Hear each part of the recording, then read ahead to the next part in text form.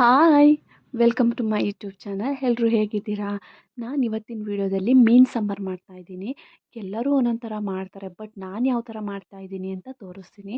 ಒಂದು ಪ್ಯಾನ್ಗೆ ಒಂದು ಸ್ಪೂನು ಜೀರಿಗೆ ಹಾಕ್ಕೊಳ್ಳಿ, ಒಂದು ಅರ್ಧ ಸ್ಪೂನು ಮೆಂತ್ಯ ಹಾಕ್ಕೊಳ್ಳಿ. ಈ ಫ್ಲೇವರ್ ತುಂಬಾ ಚೆನ್ನಾಗಿರುತ್ತೆ ಮೀನು ಸಾಂಬಾರಲ್ಲಿ.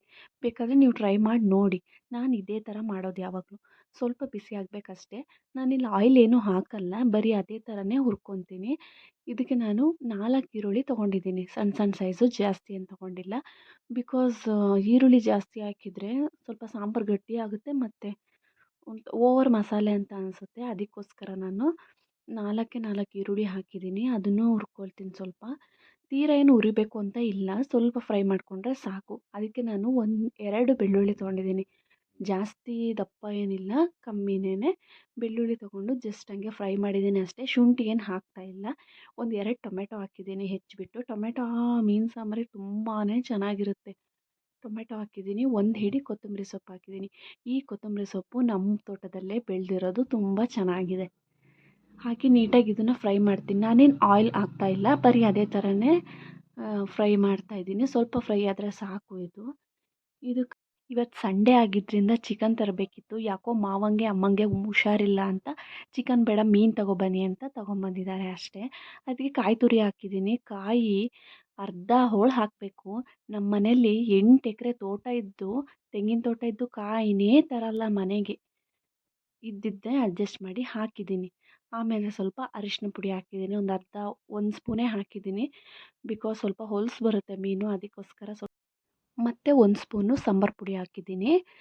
ಮತ್ತು ಮೀನು ನೋಡಿ, ಇದು ಯಾವುದೋ ಕಾಟ್ಲಾ ಅಂತ ಮೀನು. ಇದೇ 2.5 kgs ತಂದಿದ್ದಾರೆ. ಇದರಲ್ಲಿ ಮೊಟ್ಟೆ ಇತ್ತು ಅನಿಸುತ್ತೆ, ಅದು ಸಪ್ರೇಟಾಗಿ ಕಟ್ಕೊಟ್ಟಿದ್ರು. ಆ ಮಸಾಲೆ ಎಲ್ಲ ನೀಟಾಗಿ ಹಾಕಿಬಿಟ್ಟು ಒಗ್ಗರಣೆ ಹಾಕಿದ್ದೀನಿ. ಅದೆಲ್ಲೋ ವೀಡಿಯೋ ಮಿಸ್ ಆಗಿದೆ, ಸಾರಿ.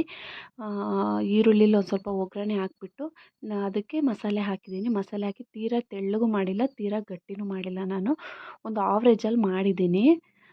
ಅದು ನೀಟಾಗಿ ಕುದಿಬೇಕು. ಅದಕ್ಕೆ ಸ್ವಲ್ಪ ಉಪ್ಪು ಹಾಕಿ, ಹುಳಿ ಹಾಕಬೇಕು. ಸಾರಿ, ನಾನು ಅದು ಸ್ಕಿಪ್ ಮಾಡಿದ್ದೀನಿ. ಹುಣಸೆ ಹುಳಿ ಹಾಕಿದ್ದೀನಿ ನಾನು.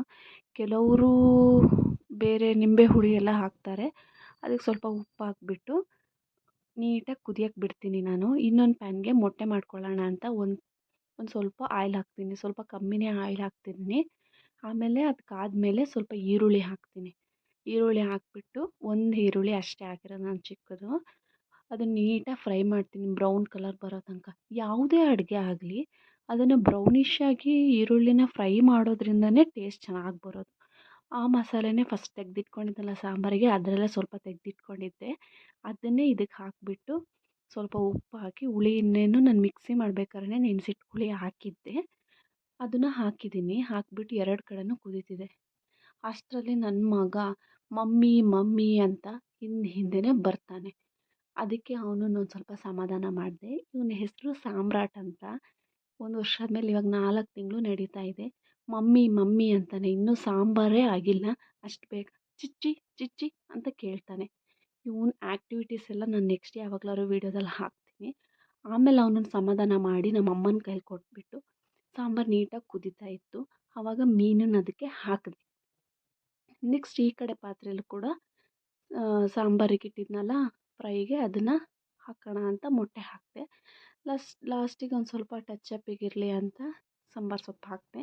ಇದು ನೀಟಾಗಿ ಕುದಿಬೇಕು. ಉಪ್ಪಿಟ್ಟಾಗುತ್ತಲ್ಲ, ಸೇಮ್ ಅದೇ ಥರ ಆಗುತ್ತೆ. ಎಷ್ಟು ಕ್ವಾಂಟಿಟಿ ನೀರಿದ್ರೂ ಪರವಾಗಿಲ್ಲ, ಅದು ಬಾಯ್ಲ್ ಆಗಬೇಕಾದ್ರೆ ಅದು ಬಾಯ್ಲ್ ಫುಲ್ ಡ್ರೈ ಆಗುತ್ತೆ.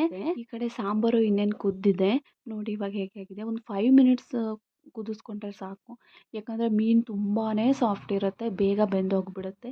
ಒಂದು ಕುದಿ ಬರಿಸಿ ಆಫ್ ಮಾಡಿದರೂ ಪರವಾಗಿಲ್ಲ, ಅದೇ ಬಿಸಿಲೇ ಬೆಂದ್ಕೊಳ್ಳುತ್ತೆ.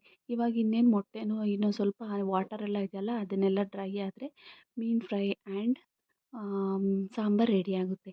ಈ ವಿಡಿಯೋ ನಿಮಗೆ ಇಷ್ಟ ಆಗಿದ್ರೆ ಪ್ಲೀಸ್ ನನ್ನ ಈ ವಿಡಿಯೋಗೆ ಪ್ಲೀಸ್ ಲೈಕ್ ಮಾಡಿ, ಶೇರ್ ಮಾಡಿ, ಸಬ್ಸ್ಕ್ರೈಬ್ ಮಾಡಿ. ನೆಕ್ಸ್ಟು ನಾನು ಯಾವ ಟಾಪಿಕ್ ಬಗ್ಗೆ ಮಾತಾಡಬೇಕು ಅಂತ ನನಗೆ ಮೆಸೇಜ್ ಹಾಕಿದರೆ ನಾನು ಅದ್ರ ಬಗ್ಗೆ ಮಾತಾಡ್ತೀನಿ. ನಾನು ಡೈಲಿ ಕುಕ್ ಮಾಡೋದ್ರಿಂದ ಕುಕ್ಕಿಂಗ್ ವಿಡಿಯೋನೇ ಆಲ್ಮೋಸ್ಟ್ ಹಾಕ್ತೀನಿ. Thanks for watching. Bye bye.